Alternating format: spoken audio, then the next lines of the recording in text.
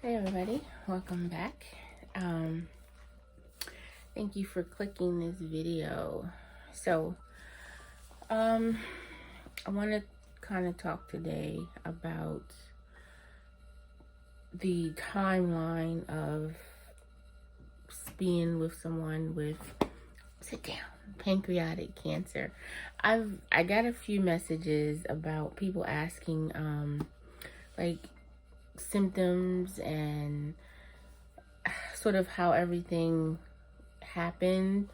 If you don't know, my husband recently passed away on October 28th from pancreatic cancer, and we sort of been documenting everything that happened with him, and I'm just coming now to sort of wrap it all up in a sense, because I have had several messages of just people, I don't know, curiosity or worry or whatever, but I figured with November being Pancreatic Cancer Awareness Month, it all kind of fits into everything together.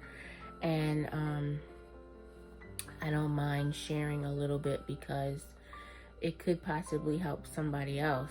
And if we could help just one person, that would make me feel better.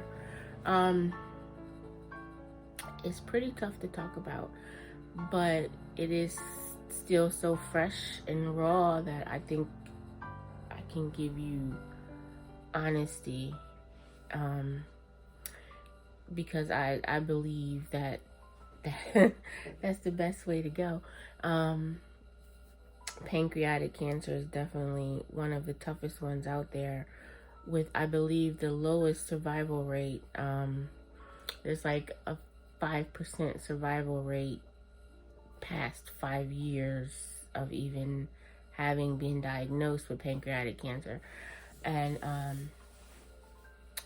my husband, Al, affectionately known as Mr., he lived 20 months, just about 20 months, from his diagnosis of March of 2019. So I guess I'll start with kind of symptoms. He was experiencing symptoms, which I'm guessing now were symptoms, well before he got diagnosed. He probably started feeling different in like 2015, 2016. He would have pains in his stomach that sort of felt like cramping, and it kind of felt like indigestion, heartburn, sour stomach. There was so many times that he would just be leaned over the bed in a fetal position just from so much pain, and he would have like vomit, but it wouldn't be like normal vomit. It would just be like this slimy green bile type of extraction, and it had the most horrible smell ever. And he went to the doctor quite frequently because I'm the type of person that if you don't feel well, you go to the doctor. I don't care what the problem is. But they kept treating him for GERD. They said he had GERD. They said he had indigestion. They said he had acid reflux, things like that. And they never really tested past that. They just kept treating him with medicine for those particular things. And it just never got better.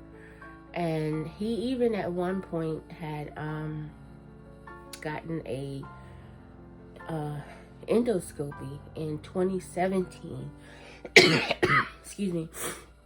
He got an endoscopy in 2017, and because I thought maybe it was his gallbladder, and the doctor that did the scope, which actually I believe I vlogged about that. It's way back in my vlogs when he went and had that procedure done.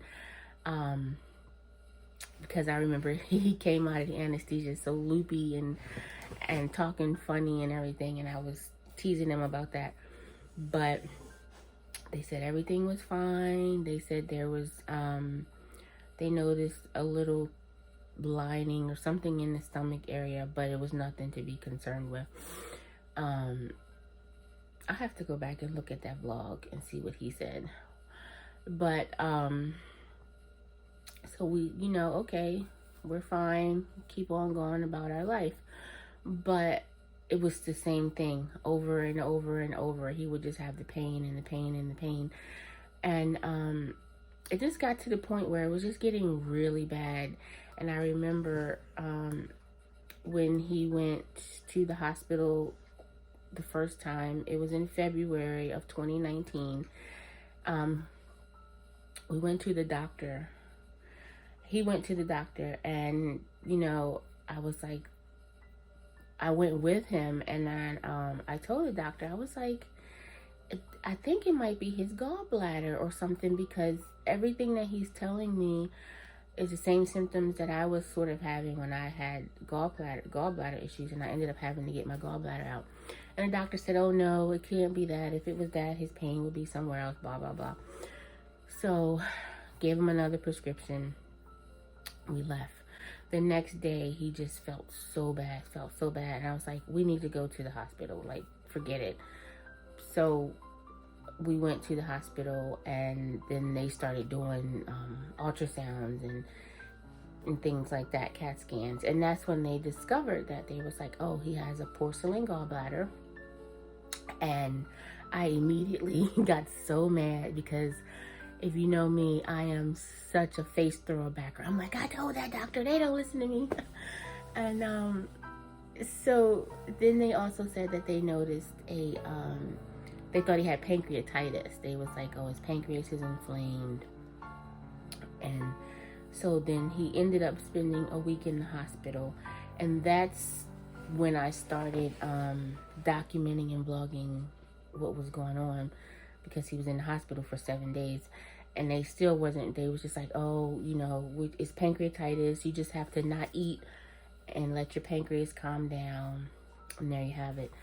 Got out of the hospital, still pain. And March came, and he had to go back to the hospital because he just was having extreme pain. And then we went to a different hospital, and that's when they discovered that he had a dark spot on his pancreas. And that's what they kept calling it, a dark spot. And they were like, oh, we're going to do endoscopy, and they were going to schedule it for later in the month. But he just wasn't getting any better. So they scheduled it while he was still in the hospital, and they went in, he did the doctor did the procedure, and he came back once Mr. came out of anesthesia, and he called us back, and it was me and his mom, and we're sitting there, and the doctor's like, there is a mass on your pancreas, and it looks like cancer. And it just, like, everything dropped, because it was like, how long has it been there? They were telling us the size and this and that and that. And of course there was like, we still have to test it to be certain, but he was pretty sure that's what it was. And then like literally the next day the labs came back and confirmed, and they got us to hooked up with a oncologist, Dr. Misla, wonderful oncologist at the Helen Graham Cancer Center. And he explained everything to us and gave us the stage. And at this point, it was stage 2B. And he said it wasn't too late, but it wasn't early either. But they were so hopeful. So he started some treatments. He had to have a certain number of treatments. And then they were like, treatment started in April, I believe, end of March or early April. And then he had surgery in July. And Dr. TC, wonderful man as well, did the surgery. They ended up taking 3/4 of his pancreas. They took his spleen, and they took the gallbladder. And they said that they got it all. So we're like, yes, okay, they got it. He had to continue with a few more chemo treatments just as a precaution, because they normally did like a certain, like 12 rounds of chemo. And the chemo was hard. It just made him so tired. It made him so sick. It, like, he was so pale, and he would just lay down, and he would just be so tired. And we always had to have a bucket, and we would just, you know, he would just say, I'm just gotta keep going and gotta keep going. And it was hard, you know, it was really hard. He started not being able to eat. He started losing weight. But he was still hopeful, very hopeful. And then we got to the point where they were like, okay, this is your last chemo treatment. You know, it's good. So he did that. You know, we went through the whole ringing the gong, and then he was going to have a few weeks off, and they would start radiation. And he was really torn about radiation. He wasn't sure if he wanted to do it. He was like, you know, if the cancer's gone and the chemo worked, why do I need to do radiation? But, you know, they give you all these technical reasons why and everything. So, started the radiation, and that was, it was tough on him a little, but not as bad as the chemo. But it was like every day, 5 days a week. It was like 5 days a week for 5 weeks straight. And it was a lot. And this was right in the midst of the whole pandemic and everything, of 2020. And then he finished radiation, and we were excited. And then probably 3 weeks maybe after, he started having really bad pains again. He started having bad stomach pains. So, you know, we're talking to the doctors, and we're like, you know, trying to figure out what's going on. They schedule another CAT scan, and they come back and say, okay, now it has metastasized, and it has spread to his liver. And this was in May of 2020.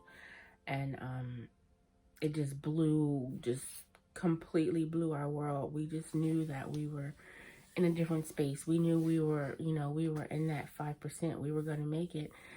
So now, because it spread to the liver, it was now considered a stage 4 cancer. And now they were going to treat it more aggressively with a different type of chemo and all of this. So it was so much. And we started again, you know, like we didn't come this far to stop. And so he started the chemo, and after the second treatment is when his hair started falling out. His hair didn't fall out with the first chemo, but once he started the second time, it started coming out literally after the second treatment. And it just, you know, the appetite went down so much with this second chemo, and it was a lot. You know, he started getting weaker, he started getting tired, and I don't know, but we were still very hopeful that things were going to turn around and that it was going to work. And he went through several rounds of that. A couple times he had to skip a treatment if like his blood count was too low or something, but for the most part, he went to chemo, you know, come home, and we just spent time together. We just tried to keep him in food and eating and not being as sick, but you know, it was tough. So those were basically like the signs and how the treatment worked and everything, and but it didn't get much better after that. Probably September, he started getting really tired, and we had a cruise plan, and then those all got canceled, but he still wanted to travel, so we went to California. We wanted to see the ocean, spend some time together, and we did, and it was awesome. And then he came back, and they missed the treatment because his counts weren't right. And then it just started, he just really started getting tired from there. You could see it. His skin was getting really pale and kind of a gray color, and I'm talking to the doctor, and they put him on like vitamin D to try to, make up for whatever, because he couldn't really go in the sun because they said the sun was really bad for him. So fast forward towards the end, he just was just getting tired. And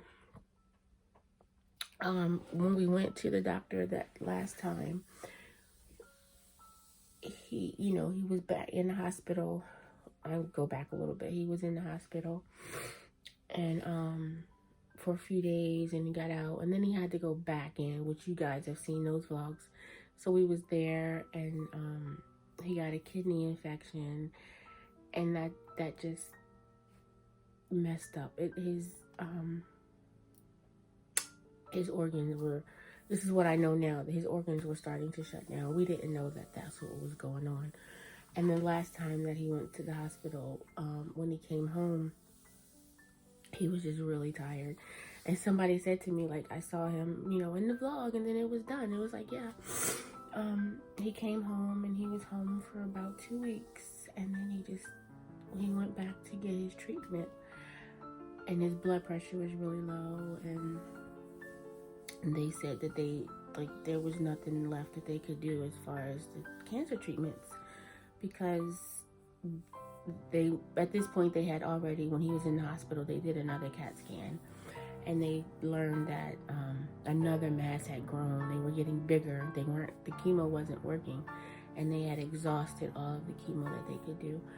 And the crazy thing is, like, he went on Monday, and they told us that, and they was like, there's nothing we can do, but right now, we'll manage his pain and sort of help him live a good quality of life until whenever.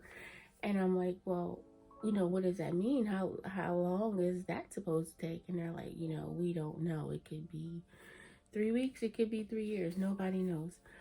And didn't know it would be 3 days, but he was okay. He was okay. We left Monday. We were upset. We, kind of talked about what we were gonna do from now on, and he was just like, let's just be together. Let's just have fun, enjoy each other's time. So that was Monday. He was okay. He was up. He was talking. He was in a lot of pain, but he was fairly talking. On Tuesday, he just changed like that. He was really antsy. He was not really talking. He was kind of zoned out, and he just was not himself. And he would be like staring off and just kind of looking, and at one point I thought he was having a stroke or something like that. It was weird. And I don't know, it was just different, and he was kind of talking but not really. His family came to see him, and he was okay but not okay. And that night he he was just not asleep. He was up and down, up and down. We literally did not sleep that night at all. And I remember the next morning, I was texting his sister, and I was like, he had such a horrible night. I think I'm going to take him to the hospital, because by the morning, very early, he just was not communicating at all. And I thought he had a stroke, because he couldn't talk or anything, and he was shaking. So I, called the ambulance and everything, but I wasn't thinking like that literally was going to be his last morning. The night before, he would say a few things, and he would get up and he would get down and he would lay on me, and we would hug and, talk to each other for a second. Well, I did most of the talking, but, it was not what I was thinking, and, it just happened so fast. And then I got to the hospital, they had to get him checked out and everything. And then doctor came and was like, he's really sick. His liver is acting up. His heart is in a lot of stress. His kidneys are stressed or something, he said. And he was like, we're going to do everything we can. We're going to do some body scans to see what's going on, all this. But, and he looked at me and he said, but I have to be honest and tell you, he could pass away. And I am like, what? I wasn't ready to hear that. And, everything going on with coronavirus, I was there by myself. And I'm like just silently freaking out, but it was just crazy. And they let me back in the room with him. They explained to me that he was intubated, that he was heavily medicated, and that he, she said that she wasn't sure if he could hear if I was talking to him. But,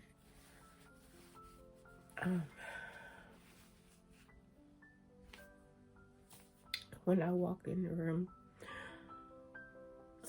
like something inside me knew that he was gone. I just looked at him and he didn't look like himself. It just looked like his soul was already out of his body. And I just sat there and talked to him and kissed him and held his hand and everything. And they were still running tests and everything, so I was there all day with him, and I just spoke to him, spoke to God. I let him know that it was okay, that I was going to be okay. It was a lot. But then they came back a few hours later in the afternoon, and they said that all of his organs were shutting down, and like there was literally nothing that they could do, and that the mass had gotten bigger since the last time they got out of the hospital. So in another week it had grown some more, and it was just basically taking over his bloodstream and everything. So they said that I should call people to come and say goodbye, and that they were going to turn off the machines and all of that stuff. So,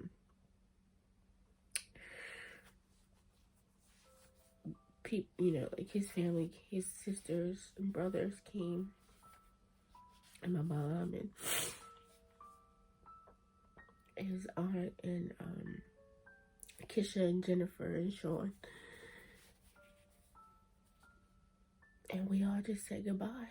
And they let us in a room with him for as long as we wanted, and he just slipped away. It seemed slow, like at the time, but when I think about it, just even from the day, that Monday, where they said there's nothing left that we could do, to Wednesday, him going on to transition. It was crazy. That was like very fast. You just wish that there was a better way. Like,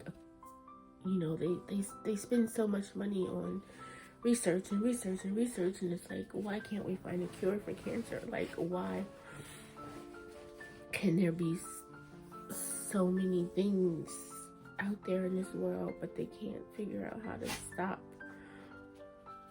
this disease from just tearing people apart? Yeah, that's pretty much it. I thank you guys for listening to. It actually feels good. It feels good to get it out, because I know that you all have a special place in his heart forever, and we appreciate from the time we released his diagnosis until every second of the last 2 weeks that you've poured love into us. Appreciate it. And now the healing process begins. I think this is the beginning of a good healing. I am starting to figure out what to do. I know it takes time. People keep saying, do it in your own time, do it in your own way, and I appreciate it, and I know it, and this is one way, but I just want to let everybody know that I appreciate it. I try to acknowledge every message that I get. If I missed your message, I apologize. It is a lot, but I do try to at least acknowledge, because I truly appreciate all of the messages. We're going to celebrate Mr. I Will every day. I'm in the process now of researching how I can take his ashes to Jamaica, which is what his final wish was. He wants to be set free in the ocean in Jamaica because he loves that culture. So he was cremated, and I did get it's a big biodegradable water urn, and so there are rules that have to be followed, and I've been researching that. You have to get a permit and things like that, but actually